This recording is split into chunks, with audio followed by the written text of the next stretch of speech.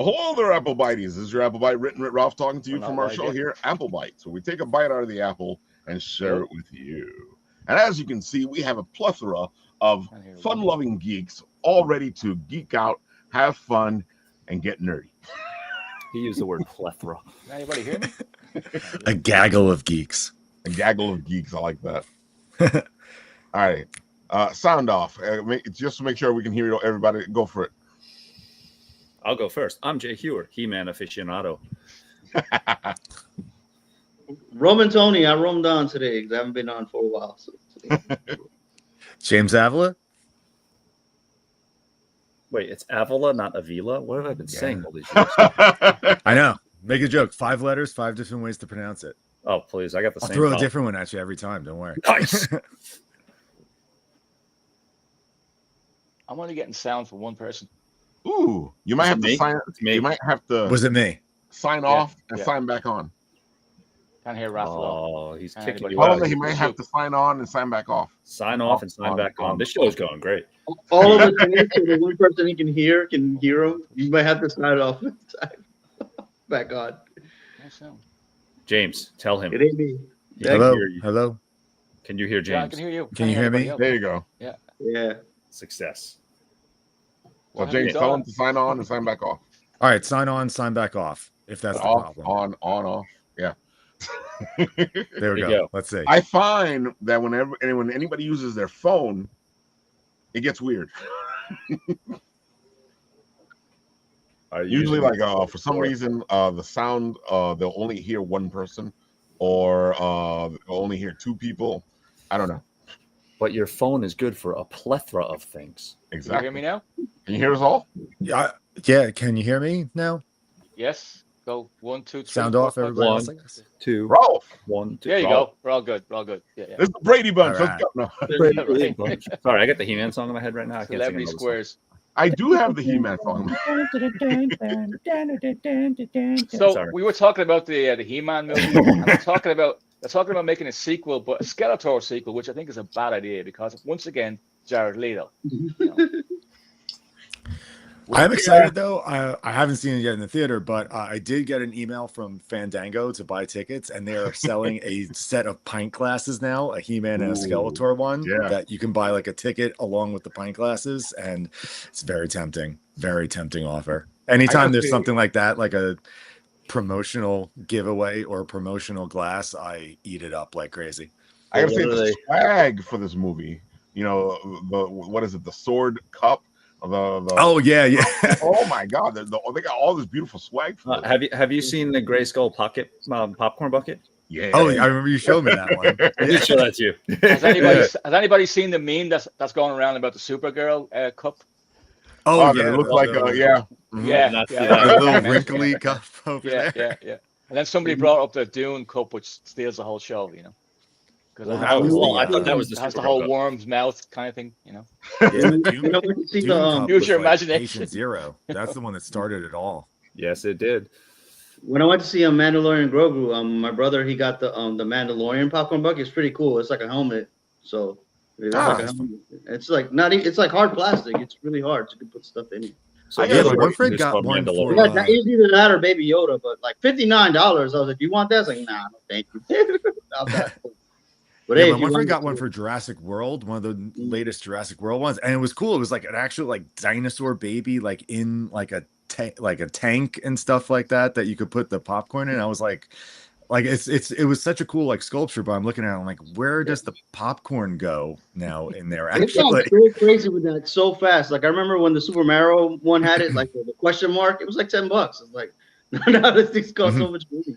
All right, but do you remember? I talked to you guys 6 weeks ago. I missed on all my swag now that I'm doing. I should have done like popcorn buckets and. You should make a popcorn bucket. That's good. That's a good idea. Blind bag popcorn buckets. I remember the Jurassic Park McDonald's offer. It became. Oh my God! Yeah. You remember that when the big size thing kicked in? That was the first big size. Like you get the big cup, you get the giant fries. Yep. Oh my God.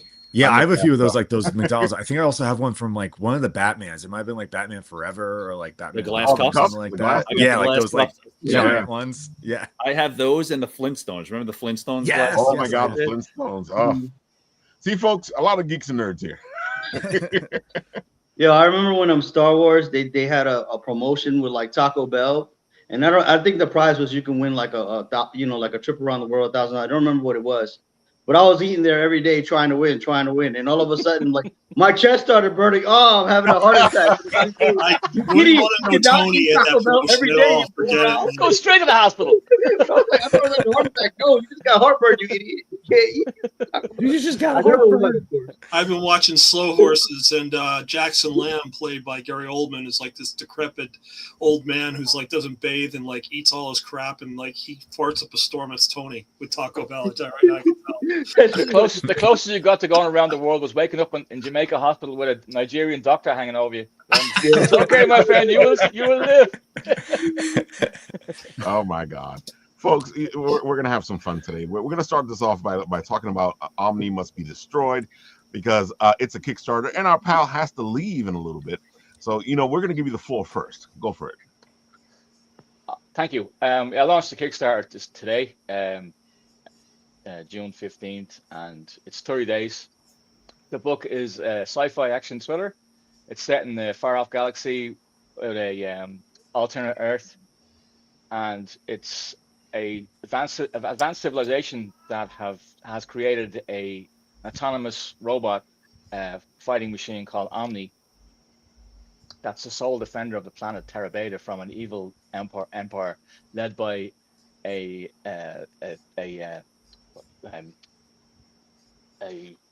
I'm sitting here choking here trying to think of led by a necromancer. There we go. And the story centers on Boxer, who's one of the pilots, who's actually paying for the sins of her father because he was the actual architect of Omni. So the story centers around her, and we find out in book one that Omni becomes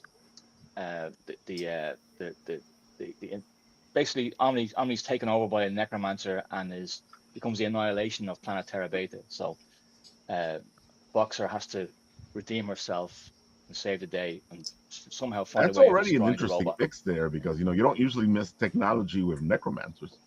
Well, I was trying to make it like a like kind of relevant to today with AI and the whole existential threat of AI, and try and tie that into it. And by having it in a different universe gives me a lot more freedom. Oh, definitely. But I do tie it up with Earth throughout the story. You'll see. That's even good. I like when people start mixing things around and working on things. But it is better to either use a mythical world or a mythical city or something different. That way you can have a little bit more fun with it.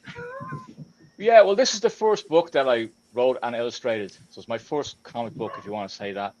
I wrote the two previous series, The Crying Boy and Squish and Squash, and they were published by Keenspot. But this is the first book that I actually illustrated myself. So it's actually, I'm 2 pages away from being completely finished, book one. So the Kickstarter really is just there for, pay for coloring. I got some really good news this week. I have Bjorn Barons on board for a cover. So ooh, that's gonna be the Kickstarter is gonna pay for that pretty much, But yeah, I was really I tried to get him the last time for one of my books, and it didn't happen. So through his manager, this one they must have liked this one, So there you go. I have him. It is interesting. I gotta say, like, I have seen all your books, and you don't seem to stay in the same genre. You tend to jump from genre to genre, because all three projects you have, if you sat there and somebody were like, oh no, this is 3 different guys, it's you, it's the same guy. Yeah, no, it is kind of strange if you walk past my table at a show and you see the juxtaposition of like horror, dark horror, and like kids books. But there was a reason for that too. It was prompted by a conversation I had with Mad Cave one year. I think it was 2022. They had just bought Paper Cuts and Maverick, and I was talking to one of the editors who's no longer with them anymore, but sadly enough, we know what's going on with Mad Cave.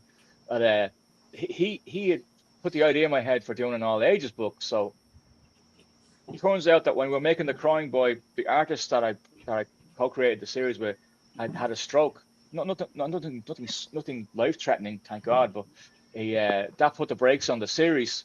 So I was like, you know what, now is the perfect time to go a different direction for us for the time being until we get back on our feet. So I was on Instagram, and I was following this artist. His name was Mike Hartigan from New Zealand, and he would always post these Marvel Mondays sketches, and he'd invite anyone to come on board and share their art. So I just looked at his stuff and I was like, this guy is so good. He's like a cartoon. So I just asked him, I said, hey, I have this crazy idea for a comic book.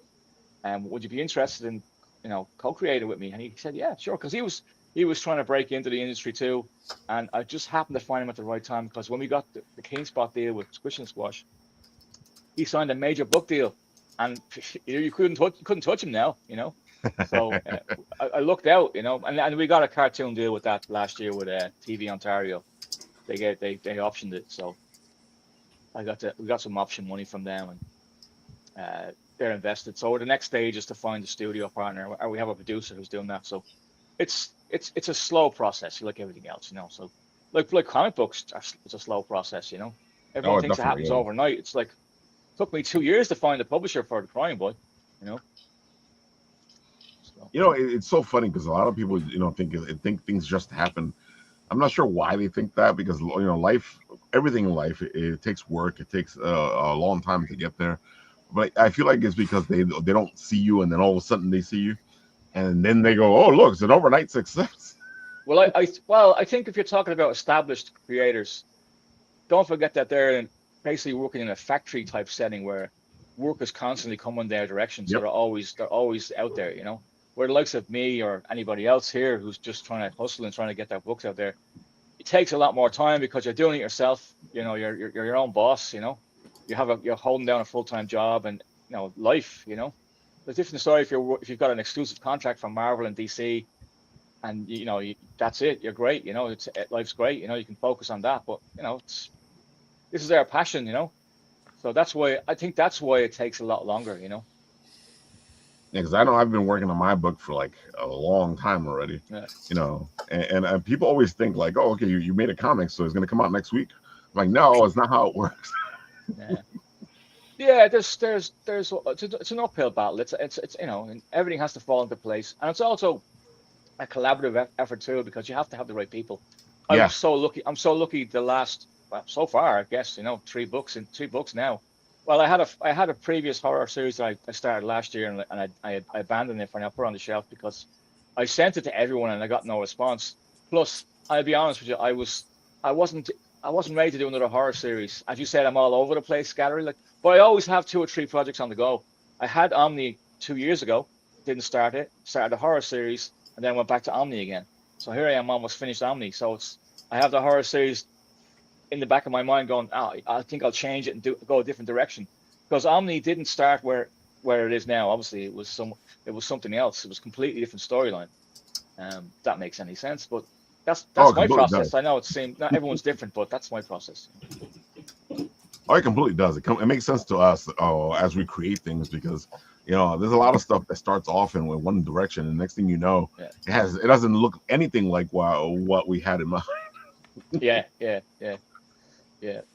And I guess I'm thinking about it now, and I'm looking at the art, and I'm just too close to it, and I'm like, I gotta change this, I gotta change that. I said, no, what, leave it.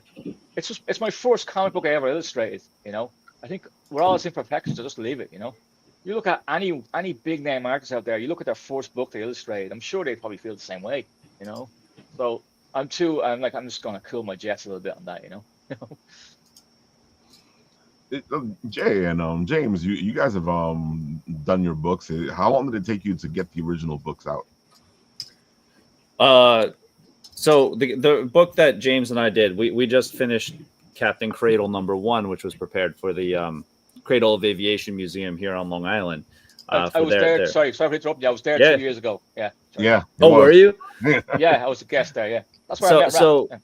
Nice. So we prepared it for that show. We've done that show for a long time, and it's a museum show. So Anything to benefit a museum, I think, is so worthwhile. I agree. But like you guys said, it's spare time work. So it's like, how much can you draw? How long? Everything takes a lot longer. So it's once the script was done, I could get a script done if I just buckle down and start writing. I could get a script done in a couple of weeks. But that basically does away with anything else I was doing. It's just push everything else to the side, push every side project, like you were saying. You just kind of say, oh, well, I was working on this, I was working on that. I'm going to push all that to the side because I want to get this script done. Because the quicker it gets to the artist, the quicker, James over here can start working on the pages. And then if a paid gig comes along, this project gets pushed to the side because someone's going to pay you money. Guess what takes priority? I'm just saying. Yeah. I got to say though, CradleCon's going to be one of my most favorite cons to go to. So, definitely. Yeah, same. See, this says a lot, folks. Jay, James, and I have been talking about this, and they've been talking about it longer, probably, for at least 3 years. It was a number. It was a long time coming, and then even I know Jay and I, when we were in the early talks, and Jay got a script together, and then we were doing the concepts for it, and we had the layouts. Then we're kind of at that point where it's we get things, and we're do we do it? Do we do we wait for so-and-so? Who do we have lined up for a colorist? Who do we have approval for this? And eventually, I think it was last year when we were just it's on, and we just hit the ground running and wanted to get it for this. Because this was prepared for the convention, we were oh, maybe we should, like an editor would do. Maybe we should make sure we have approval from the convention people. And then we just said, forget that. So you guys have books already published or Kickstarters or what? I don't understand. So this one I have a copy right here, literally. Okay. So this is the first issue of Captain Cradle. This one was not prepared for Kickstarter. This was prepared solely for the show, right? So you got James's art. This guy Seb Valencia is amazing on the colors. Right. So this was prepared specifically for the show. Their character is Captain Cradle, so that's her right there. So we're looking at that, and we put this together just solely for that convention. And as I pitched it to the convention, I said, you have a gift shop over there. I'm a teacher by day, and anytime you go on a field trip, the only thing the kids want to buy is something cool. And there's nothing cooler than a comic inside of a gift shop, inside of a museum that they're probably sleeping in the middle of and just want to spend all the mom and dad's money. That's me. I know that guy. Just to back up what you just said there, you think the movie theaters would sell comic books with all these movies that are happening right now? Dude, I know it definitely is good, an untapped resource that is with all these Marvel movies coming out. It's the popcorn buckets are nice, but imagine all the comics, variant exclusive comics they could sell to the theaters and stuff like that. Just give them away. That's true even too. Yeah. Remember when they re-released Jedi and they had that Luke Skywalker figure that if you went to a certain showing, you got a Luke Skywalker Jedi figure. Sorry, I'm still looking for that figure. But it's so funny because they've done it before. There's been a couple of movies that came out. When the first Captain Marvel, Shazam movie, the first Shazam movie came out, they gave you a comic book with it. So they know how to do it. So I don't get why they don't do it all the time. A lot of them do have digital codes that you can scan and you get free comics. They do that. Oh, okay. How many times have you been to a Comic Con? It's not the same as the handing out comic books, but they do that. They'll give a lot of times when the movies are online, if you stick to it, they'll give you a code that you can scan and get a bunch of free comics. See, but I would go to it's not helping anything. It's not helping comic book stores stay open or anything. It's not helping anything, but. See, comic book stores aside, right? Let's look at Marvel and DC for a second. Would Marvel and DC is their role in the industry? Because you have DC owned by Warner Brothers, Marvel owned by Disney. Are they specifically set up to make money, or are they content generators?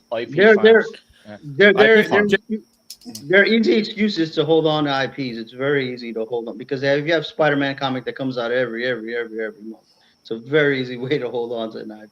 Right. So if it's a write-off as far as the business is concerned, you know, it's a lost leader that they have. I mean, to me, that's your reasoning. They don't maybe they don't care. They're getting, you know, if you think like the only standout thing that's happened in comics in the last while, in my opinion, will be Absolute Batman and the Captain America Aliens comic, because they've done something different, you know. Yeah. Like, how many times can you 40 different versions of Spider-Man, Spider-Gwen, Spawn, Venom, and all this kind of like it's boring, you know. Well, I mean, like that's the thing that like what you said, like hit the nail on the head. Like a lot of times, like those, you know, like a Spawn or a Venom, they became so popular because it was something that was so different during that time, you know. And it's like people don't realize that, like, yeah, it was a great character, but it was also because it was something new and exciting that people like hadn't seen in comics. Like I know, like me personally, like during that time period, like when I was seeing all those like Image and indie comics coming out, I was like, it was blowing my mind, because I'm like, wow, you mean comics can be this too? That's crazy. You know, it's not just like the standard superheroes and everything. Well, that's why Invincible. Does anybody remember the news story that was rumored last year that Mark Miller was coming back to Marvel to do a Star Wars Marvel crossover? Right. Yeah, I remember. Did you? I remember hearing something. I was just thinking that last night. Going, what a horrible idea, you know. But he signed Mark Miller, like his whole Millerverse signed with Netflix or something like that. He works for Netflix now. Yeah, like he said he was going to come back and do a Superman story, but now he's like, well, you know, the rights are going to grow up in a few years. I can just do it on my own. So, there are a lot of people who are just waiting for the copyright so they could do a Superman story. So and Batman too. It won't be called Superman. It'll be, I mean, you know, it'll be a little different, but you know, get away with it. He can't fly, you know. Has to be the original version of Superman, but you know, you'll know who it is. So, well, Batman and Superman are going to become public domain? Yeah, pretty soon.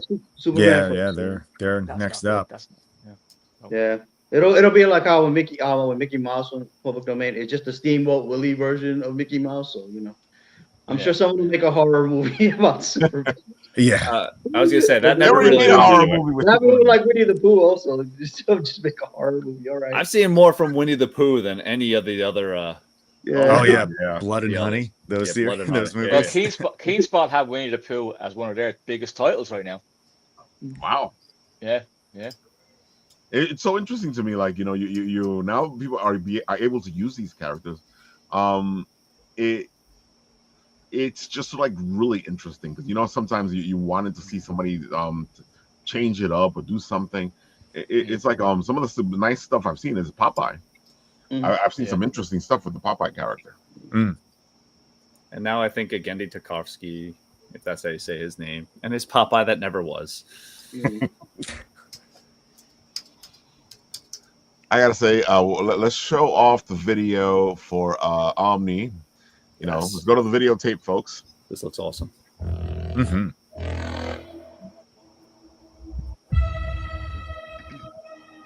The guy that made it, his name is James Notarianni from London. If anybody ever wants to get a motion comic book trailer made, he's really good.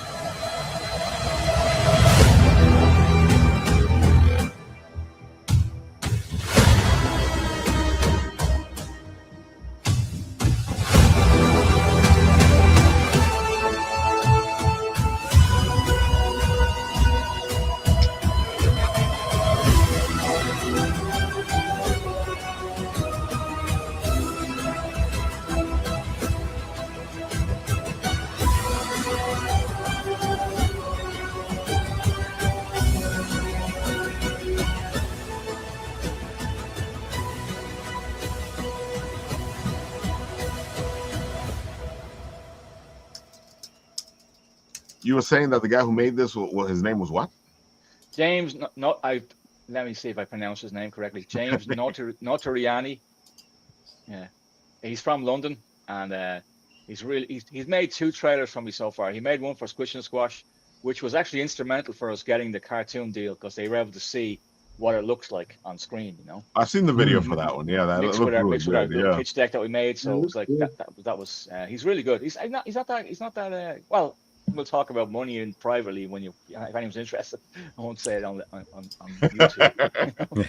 But no, he's really good. You know, he's fast too. You know, he'll send me 2 or 3 versions of it, with music, the whole thing packaged, But that's cool. And he just uses like your artwork he just uses, for it. Like you don't have to prepare anything special. And he's able to manipulate them and stuff. Yeah. Oh, that's awesome. Cool. Yeah, it's a great video. It looks like the old Marvel cartoons, the cardboard cutout Kirby crossing the screen. Yeah. So I love that, It's cool. And then obviously like the cover artists, we have Stephen Scott is the main artist. Then we have Kevin Talbio and Francesco Tomaselli, another variant cover. So I got four covers, and I got one from me, so 4 altogether. And then we have Bjorn Barnes, which I think we'll see what happens. I gotta say, you always do a good job. We'll see if the campaign is successful before I can get him. No, I'm saying you always do a good job of picking your covers. Your cover artists and your covers, I ask a lot of people, and we're lucky enough to get people to say yes. I have asked a few other people as well, and some of them respond, some are just too busy. So it goes. I was very lucky with my colorist on this book, by the way, Carlos Lopez. He's a Marvel colorist. I think he does all this lot of Spawn books. Not Spawn, Venom.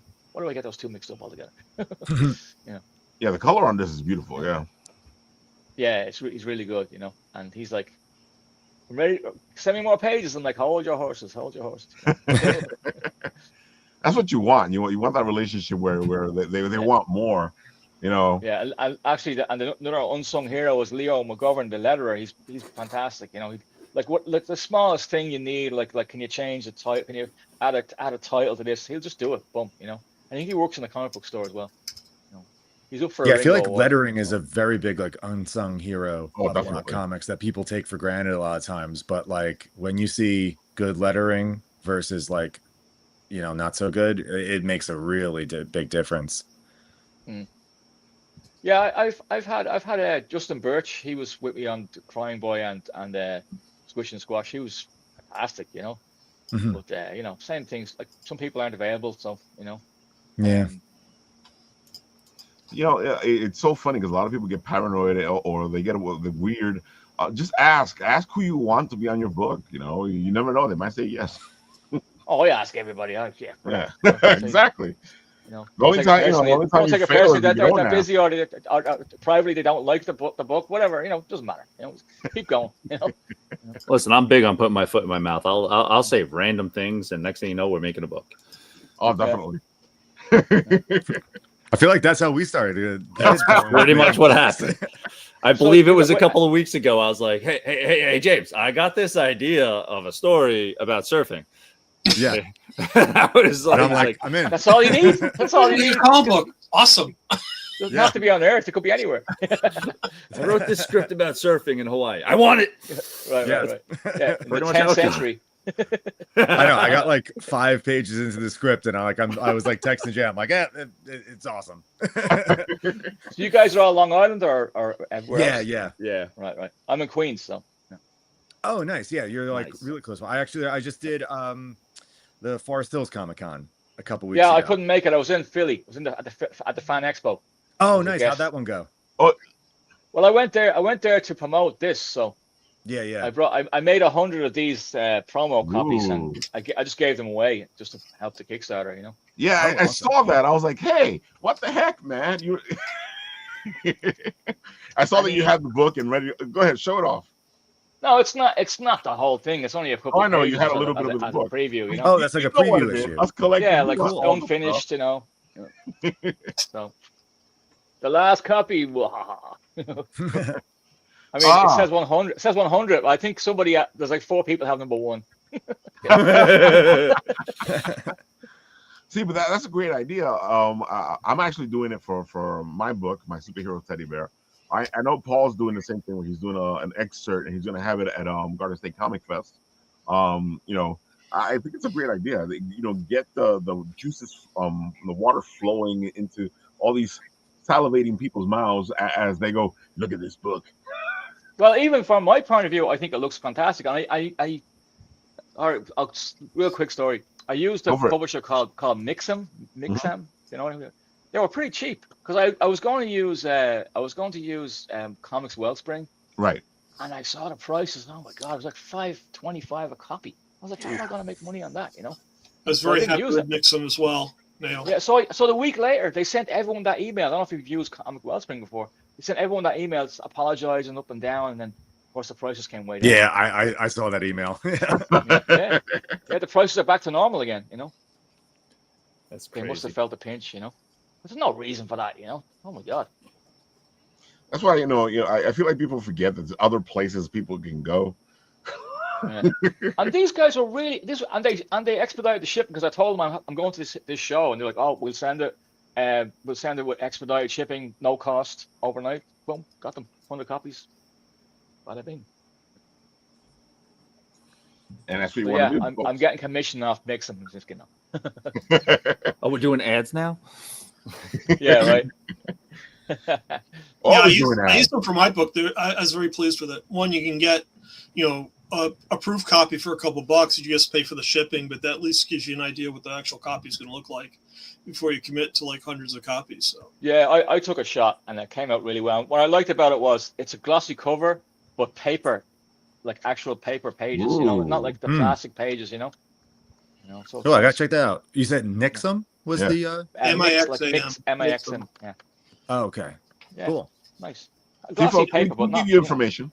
Not that plastic paper you see in the comics these days, I miss paper. I miss paper. Paper comics. When you think about it, we're hoarding all the paper in the world right now. We're paper hoarders. Yeah. Damn, comic book creators, they gotta stop it. They gotta go digital. Oh no, don't do that. I tried that. Digital's not the same. You can't smell digital books. Okay? Yeah, no, I had mine. I need to smell my especially on like Comixology when it was like its own thing, not like when it was just with Amazon. And like, yeah, it's nice. And even like people that like would like buy my books on like Comixology, like it would be nice, but it's not the same as like having a comic, Yeah. If your comic is written well, I mean, use the page turn as a way to tell a story. You're not going to see that in a digital experience. No way. Yeah. If you ever watch Tracy Takes On, she had an episode where she was like defending like why it's she was playing, her character was working in a library, and she was saying, oh, it's why you'll never get this with digital. This book, this smell, you'll never get this with digital. And someone said, oh no, they have this app. It's the book smell app.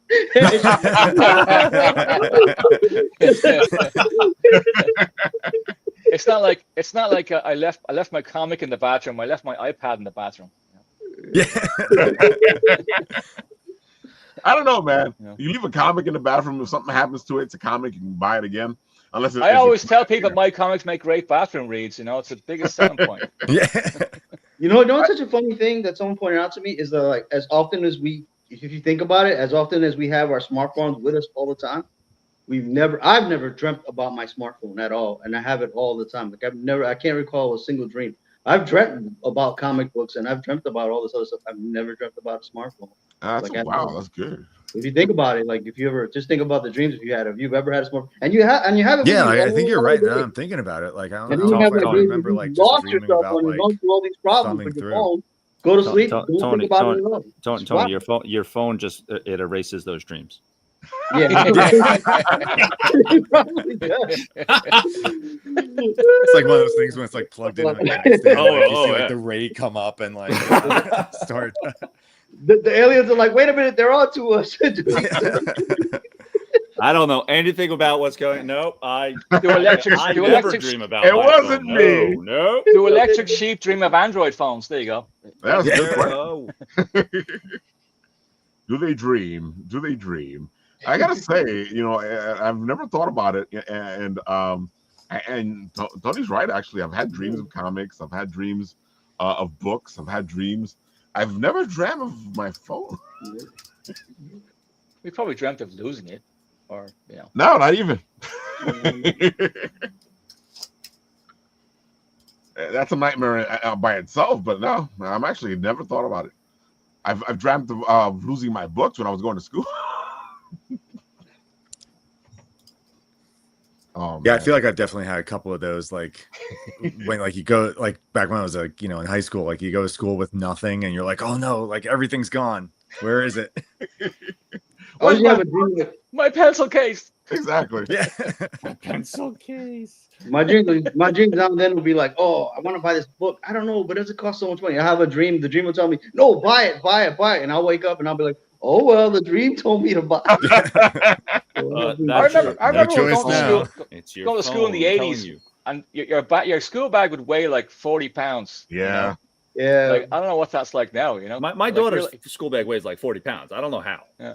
I really don't. She'll like, you grab this thing because they don't use lockers anymore. They're like, oh, my locker's too far. Yeah, away. that's the whole thing. They don't have lockers. Yeah. Oh, they have lockers. They just don't use them. I don't know. I don't know. My daughter doesn't have any lockers.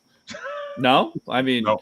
my daughter's backpack is her locker. It's wild. That's what they made stickers for God's sake. Come on. Well, you know what they do? The lockers are too far away from class. That's what they say. You can't go to a locker in between classes because they give you like 2 minutes. So you got to use your book bag as your locker. That's the problem.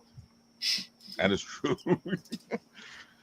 So Jay, why don't you tell the people all the other stuff that you do, all the beautiful stuff? Because you do a lot of stuff, Jay. What do I do? I don't. You know what's weird? This is like the first time I'm on your show without a Kickstarter running. So that in itself. Oh is wow, bizarre. you're right. It really is. I mean, I have like. It's funny because we talk about like what's brewing. I got like 3 Kickstarters that are in the works. We got Captain Cradle 2 that I just sent the script off for Captain Cradle 2 yesterday. Now I'm notorious. I am. You know, that poof overnight, like, oh, look, this just came out after 3 years of working on it. I'm notorious for, I don't tell people things. I just do it. And then it comes out and it's like, there it is. Look what I did.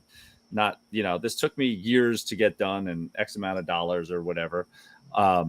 So me even talking about these is like, it's just weird for me. But, yesterday I wrapped up Captain Cradle 2's script. So the hope is that without even considering any editorial things from the museum now that we'll have it out by next show. Now we all know that there's a bazillion different hiccups that are going to come along the way. So that's the hope. The hope is that next year we'll be sitting there with Captain Cradle 1 and 2. I don't know. I'm happy with the story. I'm happy with where it went out. The thing about these books, what I love about them, one of my friends was thumbing through it the other day and he's like, oh my goodness, you included Grumman. I'm like, yeah, it takes like this whole Cradle of Aviation is an area of Long Island that was like historically real.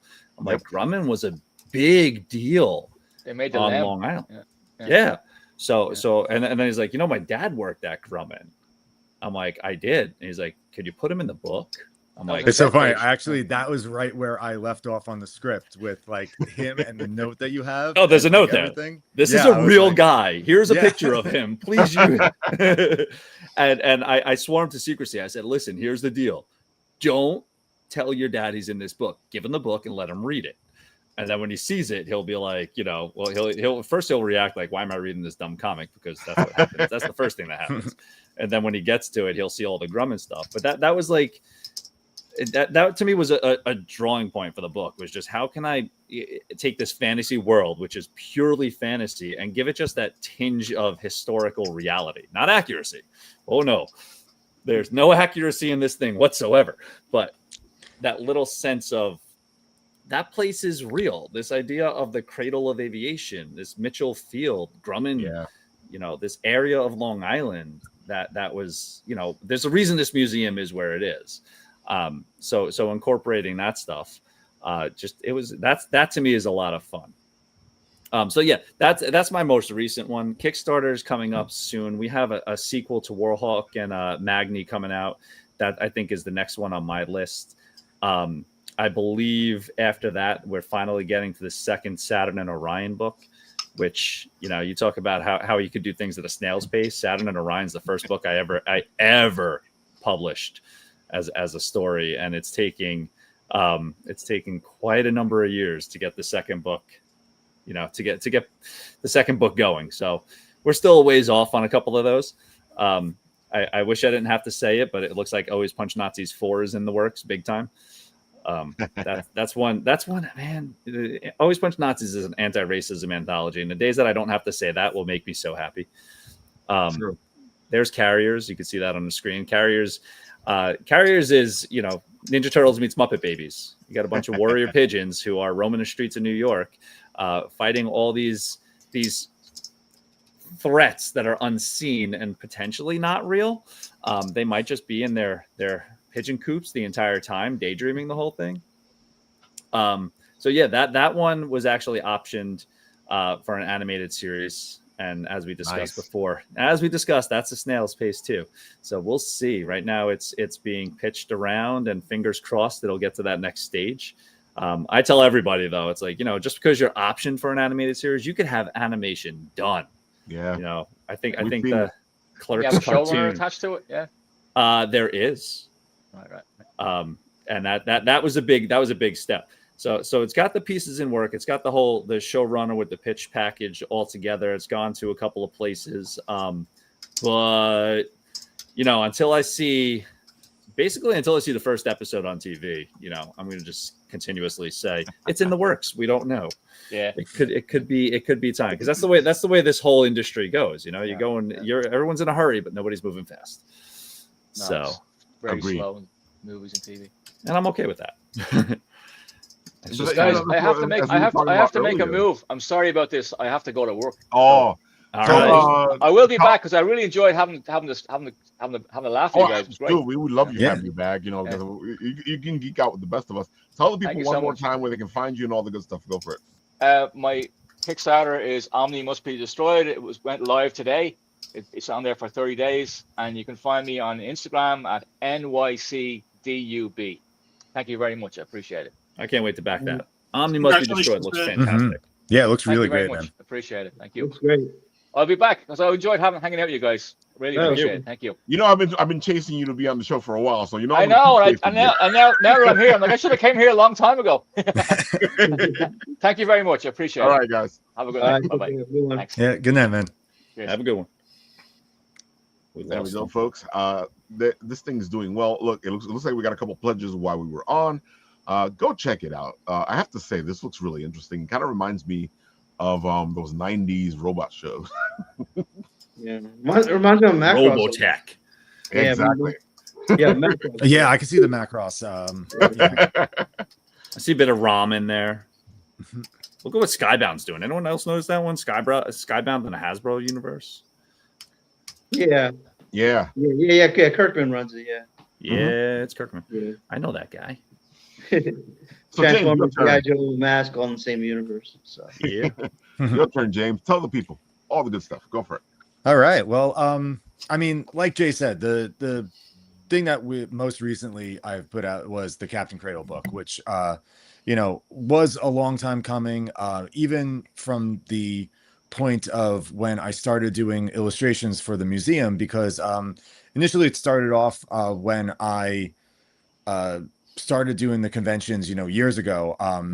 Seamus, who runs the show, he wanted to commission me to do several pieces of artwork for them, based on like a Captain Cradle mascot character. They had a few kind of like different images that I basically, kind of took inspiration from and created the Captain Cradle that you see today. And those illustrations kind of like were used for promotional stuff for the museum, started to do more over the years. And then just really one year when Jay and I were table buddies next to each other, we started kicking out around the idea about how cool would it be if we took this character and made her into a full person, like not just a image, like this is an actual character now with a history, with a backstory, and ties back to the museum itself. And I personally, I'm super excited that the book is out. It's available in the gift shop year round too. So, like Jay was saying, like anybody that goes on a school trip to the Cradle can go into the gift shop and pick up a comic book as well. They don't have to just, see all the stuff that they normally see over there. Like there's also that comic book aspect, which is really fantastic. And I'm also very excited to be, continuing on with the character. Again, not giving too much. And from what I've read with the script too, it seems like it's going into like a really cool place and adding, I noticed, Jay, a lot more like even like characterization to the characters. I apologize to you for that. I mean, I I personally love that. Like Jay and I were talking, like that's one of my favorite things to illustrate are kind of like quiet moments and like things where you could really kind of like show what a character is thinking or show what they're feeling in a moment and bring people in that sense. So I'm all for stuff like that. And yeah, being a teacher, my day job is I work as a high school teacher. I teach art and broadcasting, and when the summer comes up, that's when I like to get a lot of projects done and make a lot of headway on books and everything like that. So I'm excited to dive into it in the next couple of months and hopefully have something out again for everyone to see. Aside from that, I do also, as you can see on the screen right now, one of my longest series I've worked on is my creator-owned book called All I Have to Do Is Dream. On the screen right there, that's the latest issue that I put out, which is a kind of Christmas and Halloween special. I always loved when there would be like my favorite show that would have like the Christmas episode on, or like, the Halloween themed, issue of a book or something like that. So that was always something that I wanted to do with my characters, and happy to be able to put it out like this. This is a all ages book. It's a modern fantasy about a girl who gets cursed to physically enter the world of our dreams, only she can't control when the dream happens or what type of dream she's thrown into. So it was a really nice series. I have 6 issues of the series. That kind of creates the first story arc, and the next kind of goal with that is getting them all collected. I know I've been speaking of like things that like long time coming and everything like that. Like that's kind of one of those things that especially with a creator-owned book that you it takes time, self-publish and everything. Yeah. Like it takes time. Things come up that you kind of have to put things on pause for a second and take have something else take priority with it, but I'm chugging along with it, and really at this point it's just getting a few more issues colored, and then we're all kind of like ready to go with that. So that's something that hopefully I say this, but that should be in the pipeline very soon. Let me ask you guys, because you're both teachers, right? Yeah. I've been running into I do this thing with the con, and I do the interviews, and it's been recently that I have interviewed more teachers that are doing this now. Do you think something's happening with teachers, and why do you think teachers are getting involved in all this now? Because I gotta say, I guess I'm being partial here, because when I grew up, the teachers were not this cool. I will tell you that to all my students, I am not this cool. Okay. I kid you not. They think we are, as teachers, we're ancient. They think I'm 3,000 something years old. They don't understand. Like they'll see you in the store, like we used to do as kids. They'll just duck and cover. They don't like. One day, this is the way everything goes. Everything's in hindsight.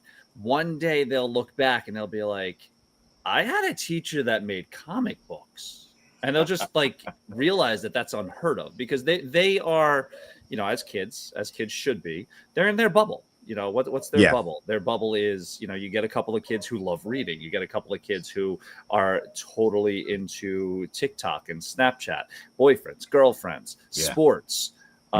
That's their bubble. The last thing they want to do is go to school. And if you teach history, you whenever I teach social studies, some years I do, some years I don't, depending on the amount of sections we have. But it's always funny to explain to them, like, girls didn't have rights. And they're like, what do you mean? I'm like, well, they couldn't go to school. And they're like, that's awesome. I'm like, no, you don't understand why that's not awesome. And because they're spoiled, like that's what it comes down to, right? We're spoiled. We are. Nobody wants to go to school because you have to go to school. But once you take that right away, like anything else, right? You can't take away my right to pick something, and then we'll get into politics. So we're not going to go down that path. Once they don't understand that. So everything's in hindsight. It'll take, we do this every year. James, you probably see this a little bit better than I do because you're in the high school. But I see when they come back. I see the kids who come back as like the ambassadors to talk to I teach sixth grade. They talk to the sixth grade students about what life's going to be like in high school. I see them walk into my room and their eyes open up like, and then all of a sudden inevitably you hear it. I remember this. I used to sit right here. This was the best year I ever had. Yep. But it took six years to get there. 6 years to have that, that revelation of this was a great year. This was a great school. This was they don't realize it when they're living in the moment. I agree. Yeah, I have a few because especially in the high school right now, classes are kind of wrapping up, and I have a few seniors that are starting to have that kind of light bulb type of thing when they're seeing everything around, like looking back at everything that they've done for the year and everything like that. They do start to get that, wow, this was cool over here, or this was something nice that we did. And speaking on a little bit of what Jay said as well, I always also have sometimes students that do have that same kind of light bulb when they find out, because I teach art. I do also teach a comic book and graphic novel illustration class, and when they find out that oh wait, you do this, oh, and then they have that wait, so you actually do that. It's kind of cool seeing, because there is so much of that, they're in their own world, and that's how you are when you're a teenager. It is, it completely is. And speaking of which, Yummy's like, Ralph, how dare you have all these amazing guests while I'm away at Taekwondo? Taekwondo, don't meet me in real life. What belt are you, Yumi? Come on, fess up. Yumi's a kick-ass. I'll let her answer this. Paul, speaking of all this, because it goes right down into you, Paul, because you're rule number 1, no cursing. I cursed a long time ago. You did say you would give a break to the first to break it. She says red tip. I plan to test for black belt. Whoa. Oh, good luck, man. It's a hard test, Yumi, I tell you right now. Black belt test, first, especially the first one, is tough. So, Paul, tell the people all the good stuff. Go for it. Yeah, so, you guys are right in my wheelhouse. Both Jay and James. I developed a program called Time Enforcers, which makes learning history fun. It originally started out as a video game. Was in answer to what I saw was happening to my kids over COVID, and how bad technology was used, only because the teachers didn't have a choice, the kids didn't have a choice. And I really wanted to make that technology a tool and an experience that would be fun for them. So it started out as a video game. Episode 1 is available in the app stores, but now episode 2 is actually moved into comic book phase. So I had to do animations for the video game for episode 2. I said, well, if I'm doing the animations, everything's being drawn, I might as well make a comic book. So that's what I did. So I actually have this preview that's ready. You can actually sign up for it and get your free digital copy. But I will be selling this at Garden State Comic Fest for $3. And then, hopefully move forward. And then with the Kickstarter launching on the 15th of July, we'll be offering the full version of the book along with 5 variant covers. I met up with some great artists to do the variant covers for me. And then we'll also be offering a sheet of stickers. So if you buy into the book level, you'll not only get the digital copy, but also get a sheet of stickers. And then we'll be having a hardcover edition as well. So we're going to be offering a bunch of stuff. And my feeling is when I get into Kickstarter, I really have angst, because I really like a lot of the stuff, but they only offer one thing of that product without having to do an add-on. So my point is, if you buy a physical copy, you're going to get all the stuff below. So it's going to include the digital as well as any stickers and good stuff I offer. We're going to have a bunch of stretch goals. The stretch goals are going to have digital stickers. I'm not going to say which or when. Some posters and all that kind of good stuff. So I really like giving stuff away. Ralph can attest to that. I'm a capitalist, but I have no idea what capitalism is. So I tend to give things away. But anyway, that's the way it goes. So I'm excited about this. It should be fun. The funnel page I'm working now is actually garnering a lot of notice. I've got almost 50 people following the Kickstarter outside of Kickstarter. So I actually have a list of people I'm building for this launch. So in addition to the followers that I currently have on the pre-launch page, I have 50 people that I've actually secured through the funnel that was set up to the page that Ralph just showed. So pretty excited about this. Should be fun.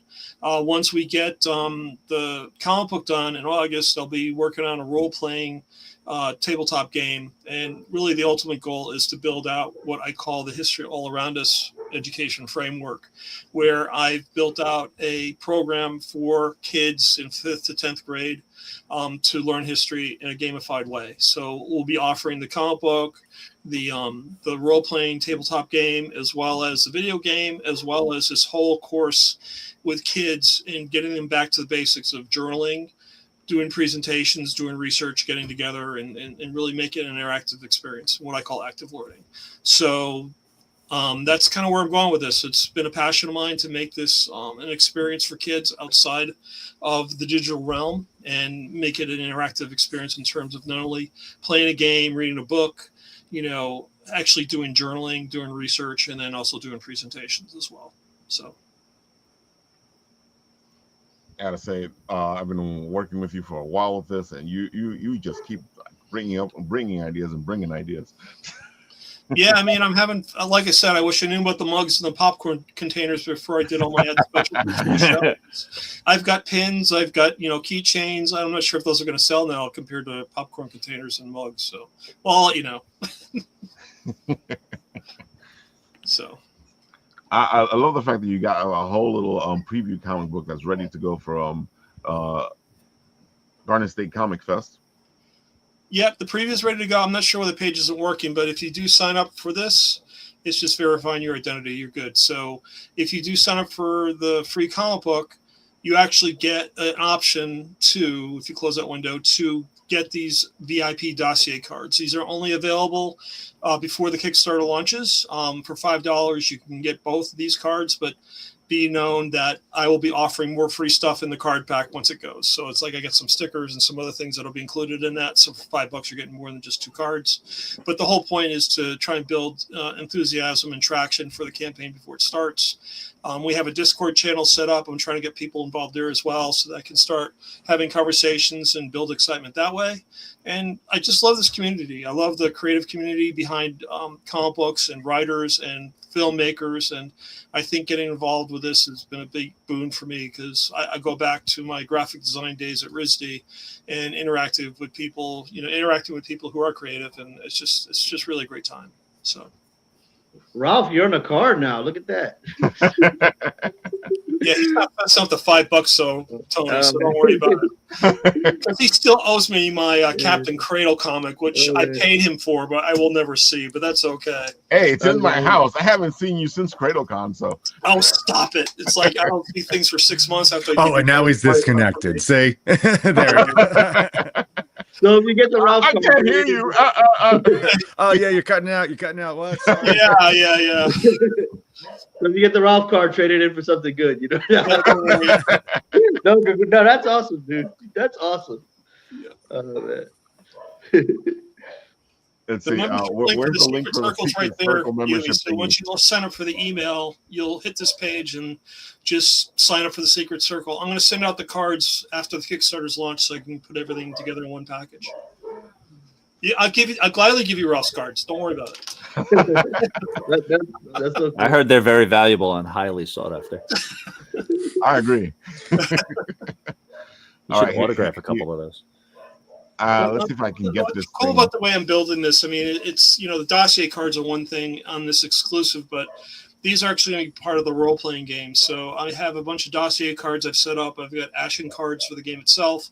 The game for the tabletop is going to be based on Trivial Pursuit, but it's also going to have a role-playing aspect to it as well. So it's going to be like a D&D experience along with Trivial Pursuit. So I'm kind of happy about that. I think it'll hopefully engage who's ever playing it, adult, kids, I don't care, and actually have some fun doing it, learning. So. Oh my God, this is just fantastic, dude! We went to freaking tabletop, and we were talking about games and all this and stuff, and as we're riding in the car on the way home, Paul's like, you know what, Ralph, we can do a role playing game, and then like a week later, he sends me all this information on the game that he's already has made and ready to go. I've been eating, breathing, and living this stuff for the past 5 years. It's like, it's just a matter of pulling over content that I already have and just repurposing it. So that's what's the great thing about this. It's really it's almost a no-brainer. So. But that's how it happens. You're just sitting there. Like I said, I'm king of putting my foot in my mouth. James and I are talking. I'm like, it'll be great. And next thing you know, we got Captain Cradle #1. Yeah. You know? I mean, but it happens all the time. But I'll just walk up to somebody and we're just talking. I'd be like, you know, it'd be cool. Or what if we do this? Or someone's like, I would love, and I'm like, I'll do it. It's and then it just comes down to figuring out how to do it. You know, it's like I just say I'm going to write something, and then, you know, it's like, oh, that's a great idea. We should do that. So weirdly, again, things I don't normally talk about. Like I've never written a movie script. So one of my friends came up to me and they're like, "Oh, would you mind doing a pitch for this company that is like we're allowed to just kind of send pitches?" So I'm like, "Okay, what company is it?" And he names a company. I'm like, "I've never heard of them before." They're like, "Yeah, because they go to all these Hollywood places." And I'm like, "Oh, so you want me to pitch like TV shows and movies?" They're like, "Yeah." I'm like, "Oh, okay, I'll do it. Sure." I have no idea what I'm doing. I'll figure it out. And you know they need a movie script to go with that. So now I'm gonna write a movie script. And then whoever I'm talking to is like, "Yeah." I'm like, "Okay." I love it. And then next thing you know, it's like, you know, a couple of months go by and you're like, "All right, here's that movie script. I wrote a movie script and it's there." And it's weird. And you go through things and just like, I don't know. If you're afraid to say yes, if you're afraid to do something, it's never going to get done. And I think, well, that's it. Sometimes that is a big part of it. Just kind of like, you know, almost like putting it out into the ether that like, yeah, this is going to happen. Or like, yeah, why don't I do that? Like, you know, it. And the best part about the whole thing is like, everyone's like, you know, don't expect to hear the words yes from these companies. I'm like, duh. Yeah. It's like, yeah, but if you don't send it in, you're never going to hear the words no. And even when you hear I always tell people, and they always look at me like I'm dumbfounded, but I'm like, one of the best things to hear from an editor of any company is a no. And they're like, "Wait, wouldn't you want to hear yes?" I'm like, "Of course I would, but you don't understand how big it is to hear them actually respond. With a yes or a no." Exactly. So, well, even as an artist, some of the best portfolio reviews I had were the ones that like really went into the nitty gritty and were like telling me like what I got to do. And I'm like, cool. Like I can do that, you know? Like, and that's where like concrete thing. But that's where Captain Cradle's second book came in. He didn't want to talk about it, but you know, I have no problem talking about it. So the Jay Stewart cover right here from Captain Cradle #1 showed these skeletal zombies on it. I don't even know what these are, where he came up with them, but I'm like, that's amazing. That's a story right there. Yeah. This cover, I saw this cover get done. I'm like, well, that's a lie. None of this is in this book. Can we save it for book 2? They're like, what are you going to write in book 2? I'm like, I don't know, but it's going to involve that cover. So love it. That's what you call a writer's prompt. It pretty much. No, it's an evolving comic. So it's like, you know, it's just the way it happens. I mean, you have a basic idea, but you don't know the story is until you that's it. I mean, this is the inspiration. It's like, oh, Captain Cradle's getting a sword. How's that going to happen? No idea. He's getting a sword. No. Yeah. So what we decided to do to help out with James, this is why I apologize to him. It's like we decided to have Jay Stewart do a handful of pages. And in order to do that, something has to happen in a story to trigger an entire art change. Like the art has to dictate, almost like a flashback scene. You know, the art changes and you know you're in a different world. So I told James over there, I'm like, you have all the character driven pages and Jay has all the action. but that's his strength. Like just looking at, you know, her little side smirks, you know, it's like, hold on, let me see if I can get in there. Like this all right, go ahead. This image right here of just that look, or this one down here with her hand on her face, like that's all James. You know, I'll sit there and write like, I think I gave a little bit more direction on the character emotions in the second one because I knew his strength, and that's it right there. So it's like, all right, how do you see a person with that side eye flirty smirk? And he does. And next thing you know, it's on the page, and it's like, wow. It's absolutely amazing seeing that. So building to that strength, now we have much more of a character-driven half of a plot that, to me, that's storytelling. Storytelling is all about the characters. It's all about the emotion. It's all about the connection you can make. The action's just, you know, it's like icing on the cake and, you know, gets people coming back and seeing, you know, the payoff. But I'm also happy you're talking about that relationship between the artist and the writer. Because I feel like a lot of people, when they're getting their book or done, or they don't think about it. They don't think about the fact that maybe they need to figure out an artist that works for the story they're trying to write. instead of just like I'll get any artist and they'll make it work. No, you guys need to like figure out the relationship between you and the artist, or the artist and the writer, because it's important. Yeah, no, I mean, like I know even for myself, like, I've had writers that like I haven't done too many additional books that I haven't written, but the ones that I have, like I've worked with writers that I've gotten along really well with, and I know that they like their style of writing like works really well for how I illustrate. And I've had ones where it's been kind of like, to get the issue out has been definitely a trial by the time you're done with it and everything. And it's like, it's not like even that like one person's right, one person's wrong. It's just kind of like a like, there is that working relationship that is a big part. And especially with comics being like, going back to, it's, people think it's overnight, but there's really so much work that goes into it. It's like there is a lot of communication and back and forths and like, time that goes by that you're working with somebody. So it's super important. And it's also hard for depending on your experience level, but it's hard to let go.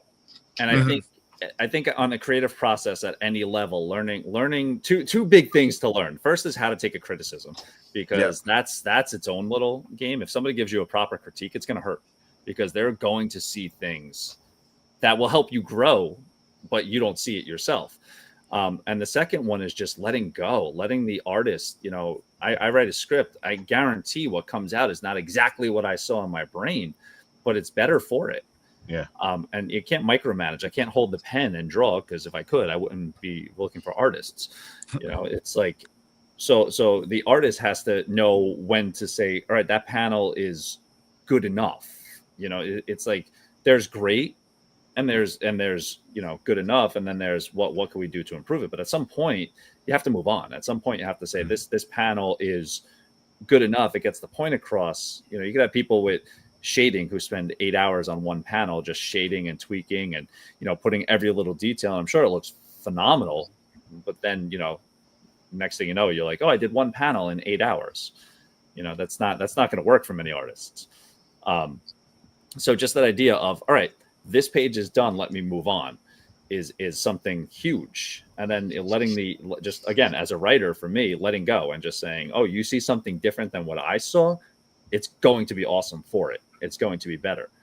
Those two things are just, it's tough to learn, because these are your baby. You're really close to every little story, every little word, every little panel.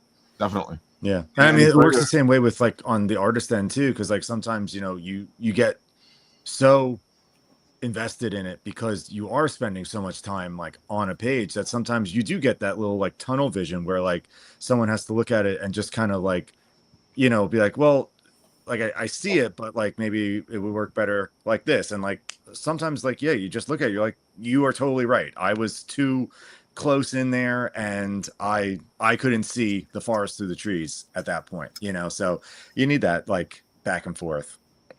And it's all for like, at the end of the day, we all just want to put out the best thing possible. That's it. I mean, I had an artist today, like probably like 4 hours ago. He reached out to me, 22 pages is drawn. The book is done. And he reaches out. He's like, I want to go back and I want to redraw a couple of panels. I said, go for it. Like, we have a little bit of time. It's fine. He's like, I also think we should relook at the ending. I'm like, oh, and then he's just like, and it was interesting because that I'll get to the whole point of that. Oh, he's like, yeah, I will happily redraw the ending if you want to add something into it to make it a little bit more definitive. And I'm like, what's funny? I've been thinking about that ending, and I've been thinking about the best way to improve it. Knowing that you want to redraw a page or two is like, it's almost like that golden ticket. It's like, that's phenomenal because now I know we're both on the same page. We're both thinking the same thing, but I didn't want to approach him because I didn't want him to redraw pages. And he probably didn't want to approach me because he didn't want to offend me. It's like one of those deals because you never know which direction that can go. There's plenty of people who will dig their heels in and say, no, it's written like that because that's how I want it, or whatever, whatever feelings that they have. Mm-hmm. Because as a writer, sometimes I know I always leave room when I'm writing a comic script for the artist to be able to do their own thing. Every once in a while, I have an idea for a scene or I have an idea for a panel that needs to go a certain way. But I always feel like it's a partnership. So, if you see something that makes this better, then by all means. I'm notorious for over. The show is a love-hate relationship for me, because I'll come on and like I have these ideas going already and being executed, and then I'll meet someone like Vinny Deluxe, and it's like, okay, there's an idea, let's do it. We all have that. And all of a sudden the story's changed. I love it. No, but I'm notorious. I'll write and overwrite a panel. Like I'll just write, all right, so let me describe this whole thing, and I'll describe so much, and then the last line I'll write is, oh, don't worry if this all isn't shown in there. I just wanted to give you an idea of what it looked like. What I was thinking, right? And I have noticed that in your scripts, actually. I might have been referencing the one I sent you. But you have to do that because it's like you're setting a scene. And even though it's like this is way too much for this panel, I get that, but the overall feel of the environment sometimes is it's aesthetically important to the time, like because this story, the next one's set in the 1950s, so it's like, all right, what I love, it's like, oh, it's the 1950s, so this plane's futuristic, like it's from the 1980s. I mean, as a creative person, it's good to be flexible, but a lot of that comes with like experience also, because when you're drawing something, if you have an assignment and it's not working out how you want it to go, and you have to get it in, you will figure out a completely new way to do something, and it comes with experience. And same thing with writing. If you're writing something and you're writing yourself in your corner and things are not going your way, but you have to hand it in, you have to get it done, you'll figure out a complete new way to do it. It's always best to become flexible. The more you do it, the more flexible you become, I feel. Yeah, I know. I have 5 panels in like my books that I've done that, like, it's just like it's not working, but it's like I gotta keep going with this, and like you try something completely different. Maybe it's like a whole new camera angle or a whole new something like that, and you're like, okay, that's enough. Now I can move on past it, and now we can go. It's like you just need to change it up for a second. And you're drawing, the best thing is like to be doing something like at like 3 a.m. and you just run into a corner. You come up with the best solutions and the best. Yeah. Sometimes when your back's against the wall, or like when you come up with the best ideas, that's way better than what you were thinking sometimes. Yeah. I hate when that happens, because then it's 6 a.m. before I know it, because I just finished it. So. Dude, look, that's why I brought this up here, because I'm going to show off. You will not have fun the next day. Here. Because Los Angeles, the city of angels, 1947. The war's over, but the streets still feel like they're fighting somewhere. Something sinister. The air's thick with the whiffs from Pan's 24, all-you-can-eat blue plate special, hot asphalt, and bad intentions. Neon signs buzz and flicker, casting purple and green halos into the puddles. Ripples that shift the wrong way, like the streets casting reflections of someone or something that should not belong here. That's where you'll find me, Nick of Time, detective, time enforcer, and the guy they call when history's about to get itself into a knot. Some folks say I'm as tough as a $2 steak, and they're not wrong. But I've got a soft spot for the ones worth saving, the lost souls, the underdogs, the ones who never got their fair shake. I've chased crooks down back alleys, across oceans, and through centuries. And I've learned one thing. Time's got teeth. Bite the wrong way, and it'll chew you up quick and spit you right back out. But me? I keep my rules close, my friends closer, and my watch wound tight. Because in this city, and in this job, if you're not watching the clock, you're already out of time. So where you pull this stuff out from? That's crazy. That's great. I just have too much fun doing this. I know Rob was having a blast. I mean, I had a blast. Yeah. He was did you go to recording in full costume? I imagine. I don't know, but you must have had a great time. That's awesome. I mean, when I did it, I was talking with Mary, my wife, and I said, listen, I got to get a voiceover for this. I can't just do a VMod thing. She said, what about Raphael? I said, yep, he's there. He's definitely he's got the broadcast voice, and I know he'll like noir, so he was the perfect choice. So it's cool. You never say no. You just do it. Exactly. because I know exactly what Jay's talking about, because I get myself into trouble by so many projects and things and writing and it's funny that Jay was talking about all this stuff, because Jay and I, a couple years back, we did this whole I was like, oh Jay, I'm doing this Christmas thing, where I'm doing some Christmas stories, and Jay did this whole Christmas story that nobody ever got to see. Nope. Oh dude, it was fantastic. It's so funny how that's what happens. I was like, yeah, nobody saw that. It's okay. Well, but I've told people that too. Who are you writing for? Like, when it comes down to it, you're talking about Marvel and DC and how it's, it's a factory. These guys are working and getting paid. That's the career. They're working to make sure everything's out there. I came to terms with it a long time ago. If I'm writing, I'm writing for me. If nobody sees it, nobody sees it. Exactly. It's like, it's not the end of the world, but it's that outlet. I have to just write stories. Definitely. And I'll go long periods of time where I'm reading things and just, and then all of a sudden you get that spark and like, I got to sit down and write. And then I'll go years of writing without really having time to read things, because you're just constantly churning out stuff. But that's why that goes back to the whole, don't be afraid to hear the word no. Yeah. I'm writing for me. If somebody says yes because they happen to like it and they want to move forward and they want to do that, that's fantastic. But if that's the only reason I'm writing is for them to say yes, it's going to be a very short time of writing, because I agree. Because the word yes does not happen very often. I mean, they talk about like someone like J.J. Abrams. This guy was like the king of television for the longest time. He was getting shows on TV left and right, movies made left and right.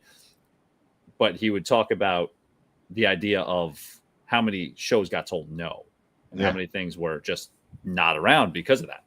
So he's like, you don't know how many shows the guy pitched, even though, what is it? I couldn't even come up with a number of what he was doing. Yummy says that they can't tell you yes if you don't ask them. You don't ask, you just kind of charge in. and yeah, I always make the same joke is I feel like after I'm gone, somebody's going to sit there and go, how much did Ralph write?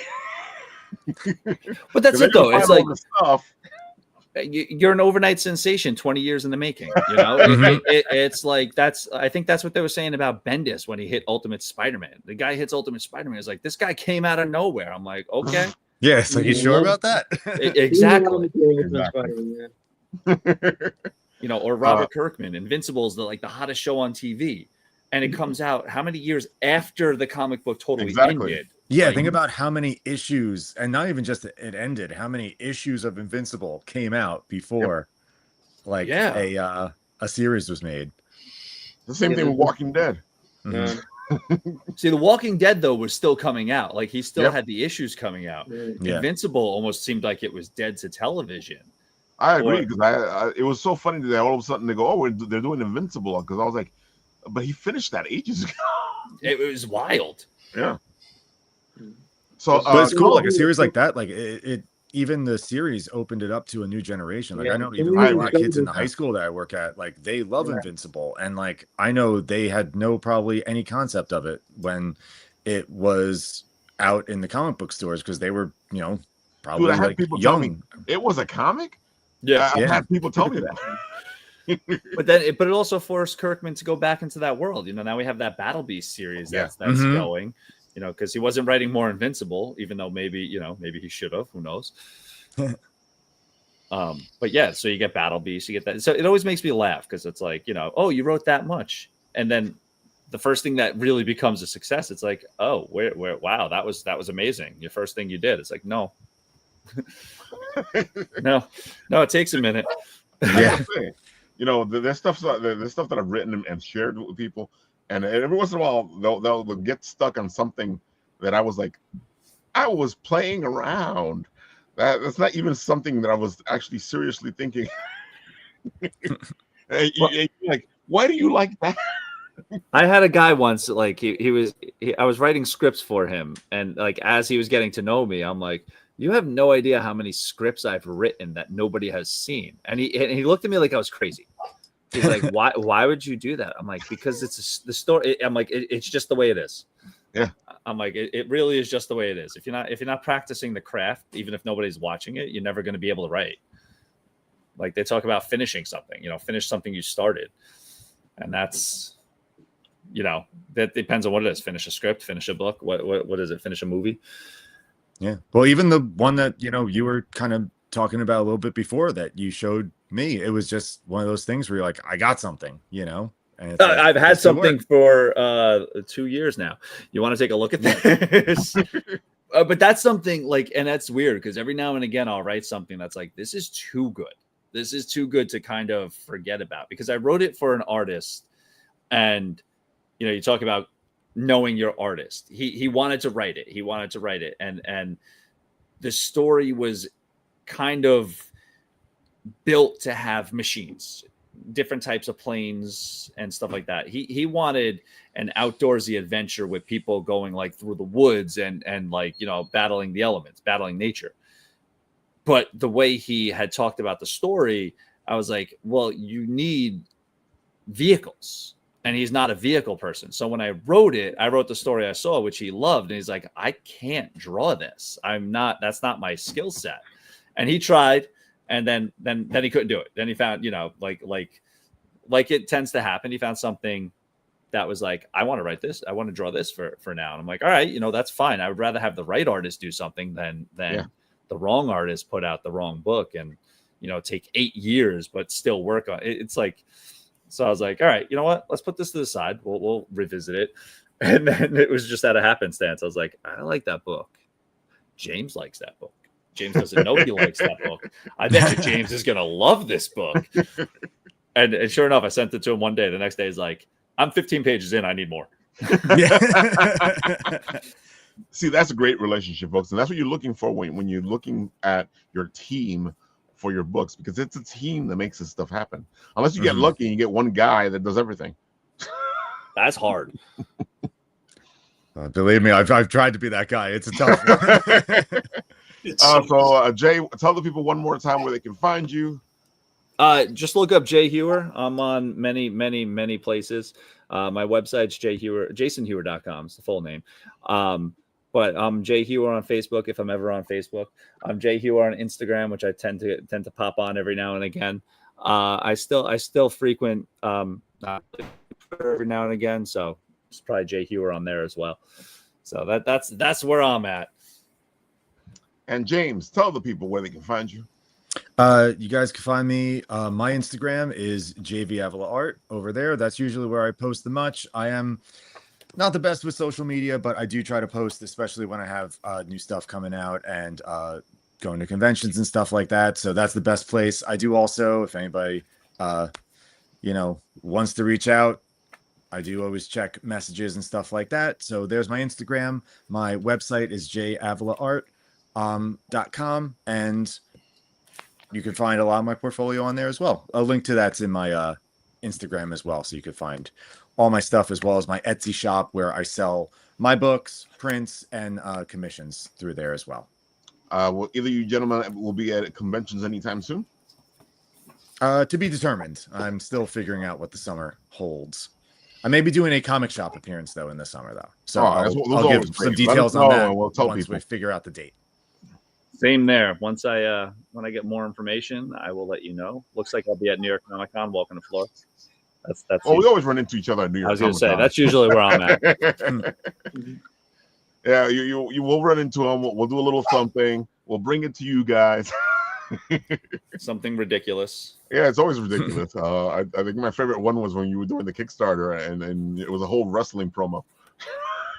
I mean, that's usually what it turns out to be, right? It's like, you got to cut a promo. This was at CradleCon, man. You're like, you put that camera up, my son ran away. and it was Sir Evil Kip and myself. And oh my God, that was great. And Ryder, poor Ninja Prime, is looking on like, what is wrong with my father?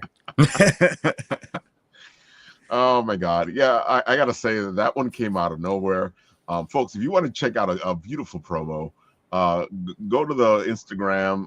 It's probably on Jay's page as well as my page. It's a blast. Go check it out. It's out there.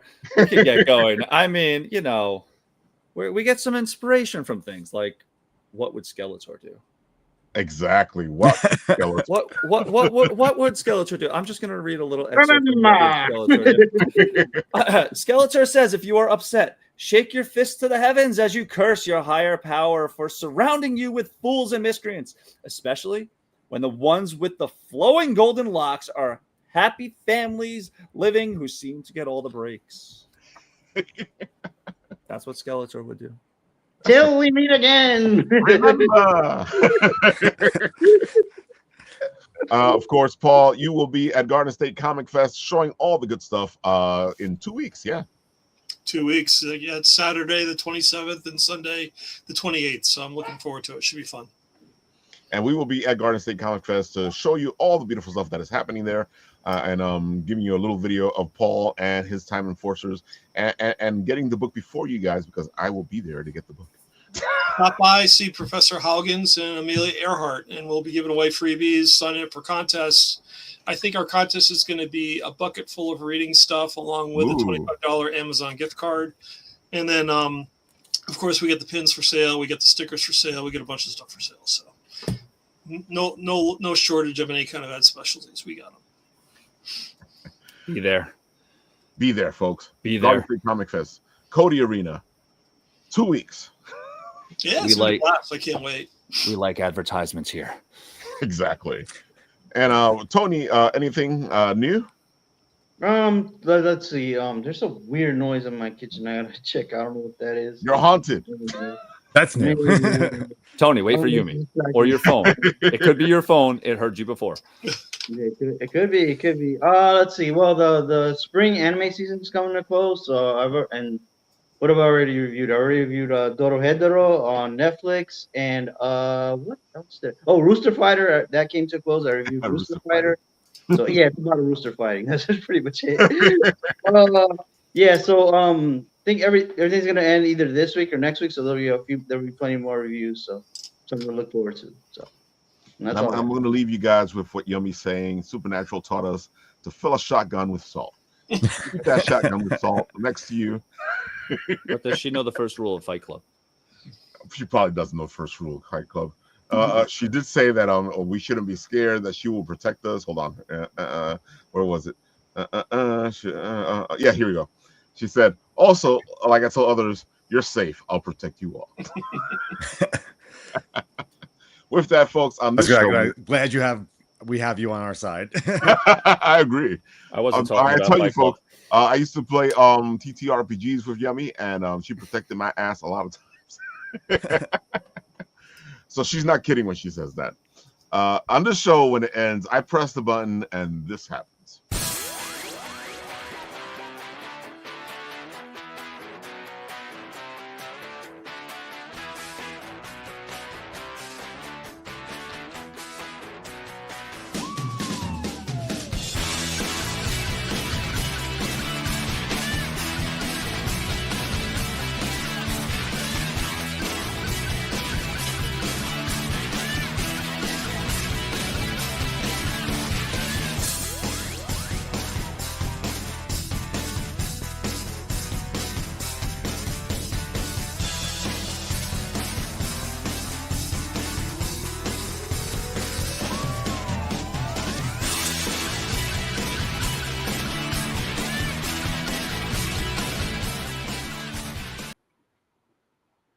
You heard